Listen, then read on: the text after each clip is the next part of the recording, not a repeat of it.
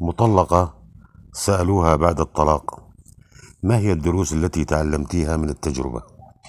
قالت: عدم التهور، وأسمع أكثر مما أتكلم، وأن أترك دائما باب الحوار مفتوحا، هناك دائما فرصة ثانية، وأن أواجه مشاكلي بنفسي ولا أسمح لأحد التدخل فيها.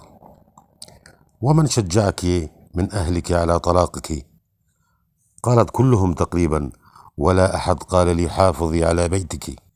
لم يفهمني أحد أنني أخرب بيتي وأضيع مستقبلي ومستقبل أولادي. وأين أهلك الآن؟ لا يوجد أحد يهتم بي وبأولادي.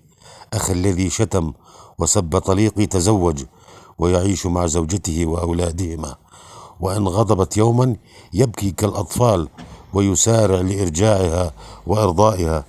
أختي لما تطلقت أنا تعلمت من تجربتي. لو حصل أي خلاف بينها وبين زوجها تحله في بيتها. ماذا صنعت بمال الطلاق؟ صرفتهم على أهلي.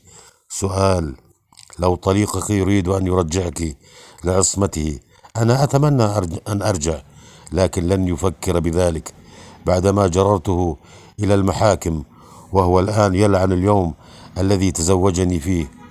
الكل يقول لها: تطلقي وابدأي من جديد، حياة جديدة.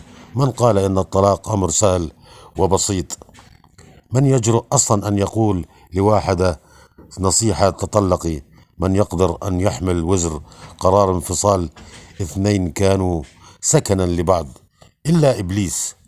لما نقول لا تقبلوا الضرب والإهانة ولا الخيانة، هذا ليس دعوة للطلاق أبدا، هذا تصحيح خطأ يتسبب في أضرار جسيمة على المرأة وعلى أطفالها وحتى على الرجل، لأنه ليس وضعا طبيعيا ولا يرضي الله عز وجل.